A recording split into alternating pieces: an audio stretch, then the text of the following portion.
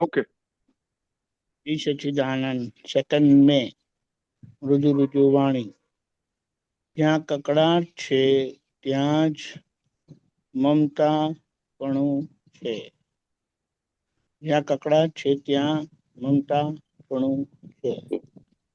અહીંયા આપણે એક તો કકડાટ તો આપણે બધાને ખબર છે. મમતા એટલે ત્યાં એક પ્રકારની ઓનરશિપ છે આપણી, એક પ્રકારની વિશેષ લાગણી છે, એક પ્રકારની એને કહે ને કે અતિશય લાગણી. હવે આનું પરિણામ શું આવે કે જ્યાં મમતા હોય, લાગણી હોય વધારે પડતી, તો ત્યાં થાય શું, અપેક્ષા બહુ વધી જાય, વધી જાય, વધી જાય. હા, વધી જાય. હવે અપેક્ષા વધે એટલે એ એમની પાસે અપેક્ષિત હતું ને એમણે ના કર્યું. એમની પાસે અપેક્ષિત હતું ને એમણે આવું કર્યું. એટલે ત્યાં કકડાટ થયા વગર રહે નહીં. એટલે મમતા રાખવી હોય, દાદાએ કીધું આ પોતાના દેહની મમતા રાખજો અને એને સાચવજો. દેહ વિનાશી નહીં, તે કે બરાબર દેહ વિનાશી, પણ દેહ નો વિનાશ થાય ને પછી આપણે પણ નહીં રહેવાના. પણ જે આપણા ગયા પછી પણ જો એ રહેવાનું હોય ને રે, તો કે એ ધંધો આપણે નહીં કરવો. હવે આ વાત આપણને કેમની ઘેર પડે? ખબર પડી? એટલે કે પેલા ઘરની મમતા ના કરતા. કેમ નહીં કરતા? તો કે આપણા ગયા પછી ઘર રહેશે ને આપણા પર હસશે. ખોટી કરીને મારા પર મમતા, અને મમતા કરીને હેરાન થયા, તમે તો જતા રહે ને આજો હું અહીંયા રહ્યો એમ કરીને. સમજાયું? સમજાયું. હા, એટલે આપણે કહીએ કે કકડાટ નું કારણ શું છે? તો શું કીધું છે કે જ્યાં બધું વ્યવસ્થિત કરે છે, વ્યવસ્થિત થાય છે, તો આપણે ત્યાં શું અપેક્ષા રાખવી? અપેક્ષાને ક્યાં સ્થાન આપવું?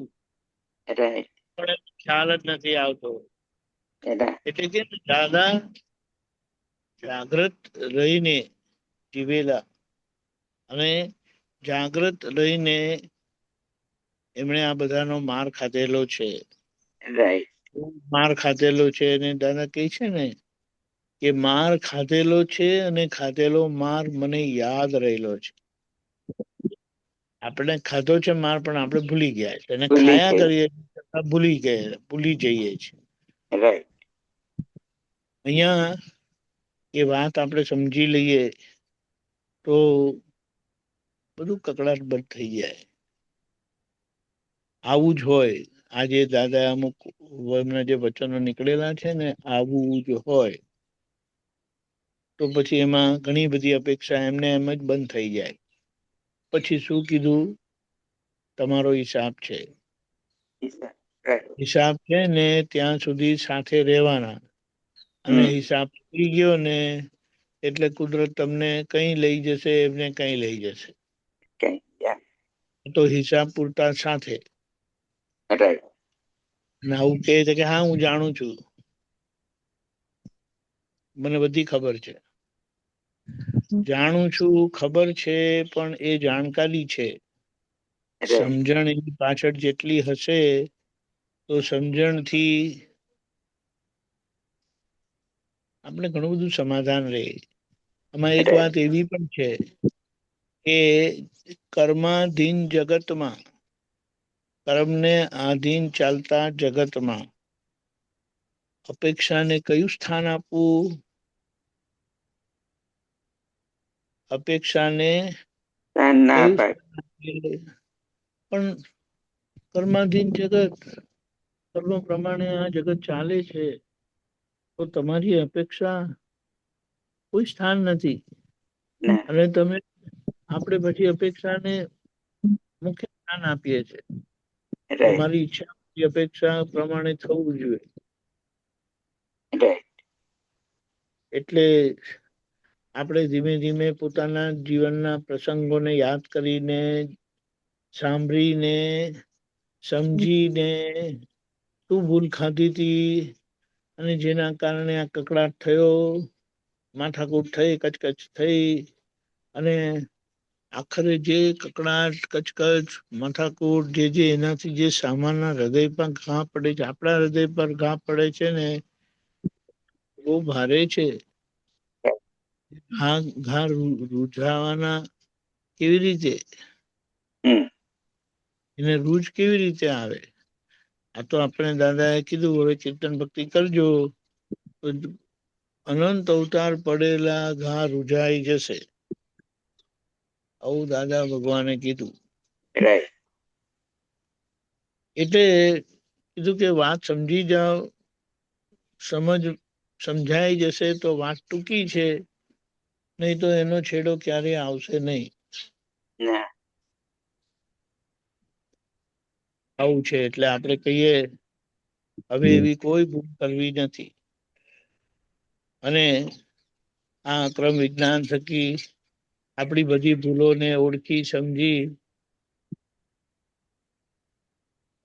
સમજી એ બધી ભૂલોમાંથી આપણે નીકળી જઈએ અને રાઈટ. સહજ થઈ જઈએ.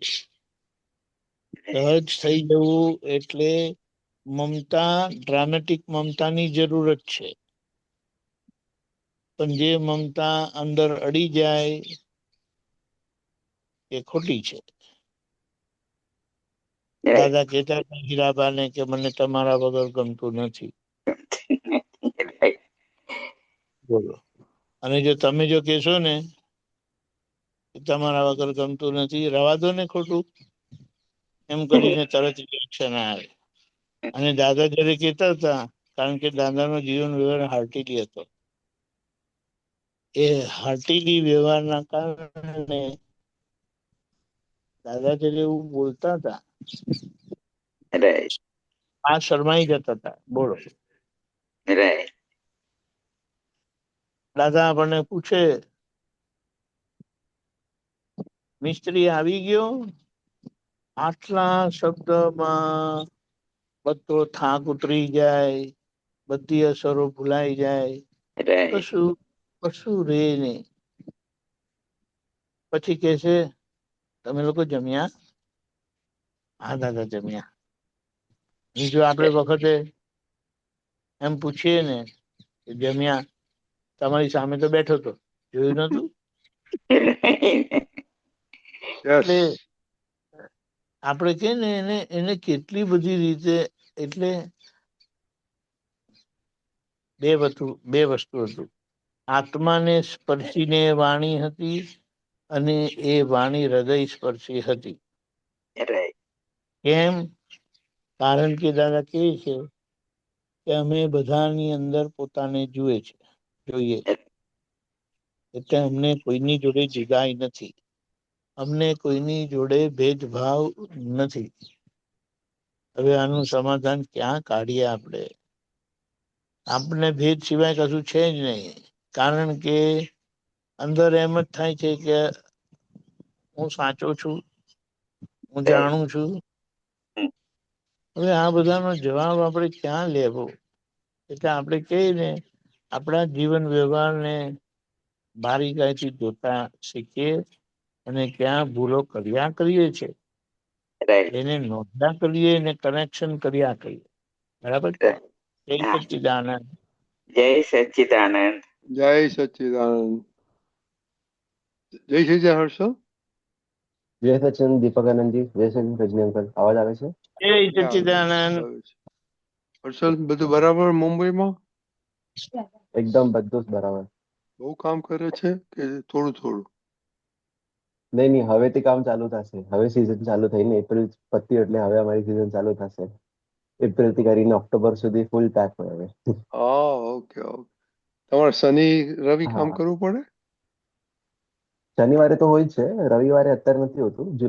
જુલાઈ ઓગસ્ટ સપ્ટેમ્બર રવિવાર હોય છે. અચ્છા, ઓકે ઓકે, વેરી ગુડ. હા. ચાલો, વી કેન સ્ટાર્ટ. ઓકે. જય સચ્ચિદાનંદ. પ્રાતઃ વિધિ. શ્રી સિમંદર સ્વામીને નમસ્કાર. નમસ્કાર.